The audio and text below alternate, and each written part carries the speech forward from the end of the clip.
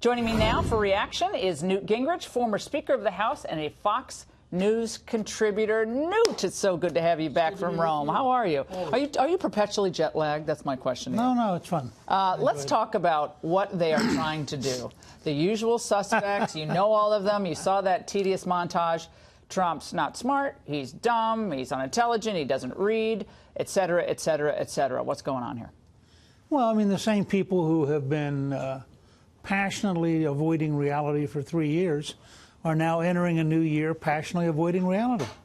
You know, there's a whole series of these things where I'm working on a book right now called Trump's America, and there's a whole chapter of how wrong they are. I mean, whether it's somebody saying he couldn't possibly be elected, a number of people who said the stock market is going to crash the minute he's sworn in. I mean, you go back and you pick these people up. I have a standard rule. If I look at the Sunday morning shows, and all of the wonderful elite Washington figures have agreed that the sky is going to be blue, my assumption immediately is it's not, because they're wrong so often. So let's take the case of the current. And the other thing, by the way, is the news media loves living in the Kardashian age. There is no story too small, no semi-scandal too stupid for them to not spend a day or two just frothing about it.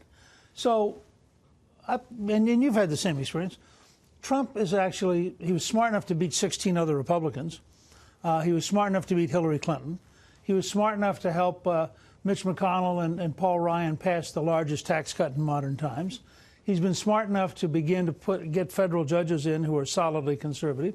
He was smart enough to have the largest deregulation, larger than Reagan, largest deregulation in history in the first year.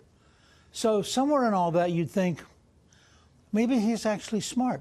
I mean, do dumb people get elected president of the United States? I mean, truly dumb people. I mean, you are the academic. Give me the dumb person who was ever elected president. Warren G. Harding, Buchanan. You have to go back a ways. Yeah.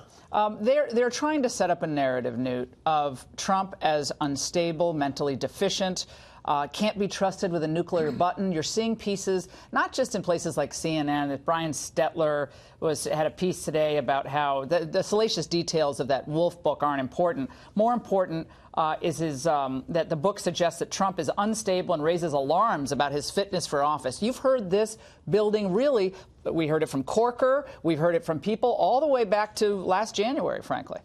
The bombs start falling on Moscow in 10 minutes. That was not Donald Trump. That was Ronald Reagan.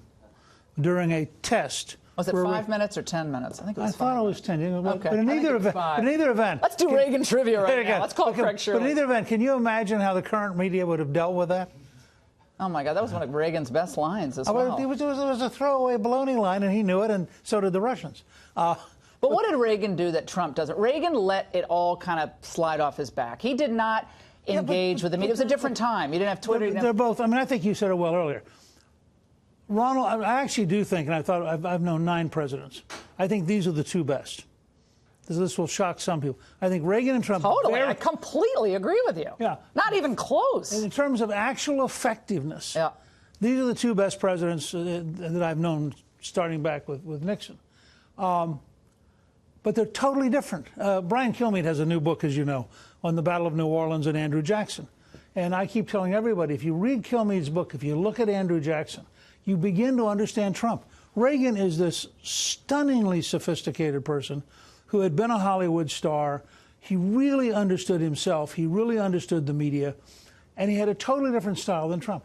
Trump is a rough and tumble businessman who never acquired any of Reagan's, style, but who understands, I want to get that done. That story about the police officer or the firefighter with the 401k, he gets in with the people. I always love seeing him on the factory floor, putting his arm around someone. That's the Trump I think we need to see more of. I like his tweets. I think his tweets are almost always effective. So I like his tweets. But getting involved, Bannon says this, Trump says this, they're friends, they're not friends.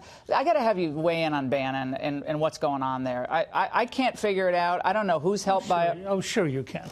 Bannon is a person, and we both worked with Steve. He was a very smart, very interesting student of what's going on in America. He read his own headlines, many of which he planted. He wasn't the chief strategist. Donald Trump was already the nominee before Bannon showed up, and Bannon had a marginal impact in the fall campaign. He really, at some levels, he's almost irrational.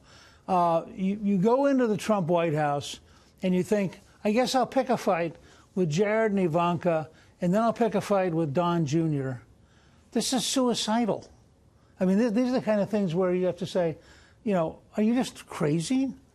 Then, are you saying Steve Bannon's insane?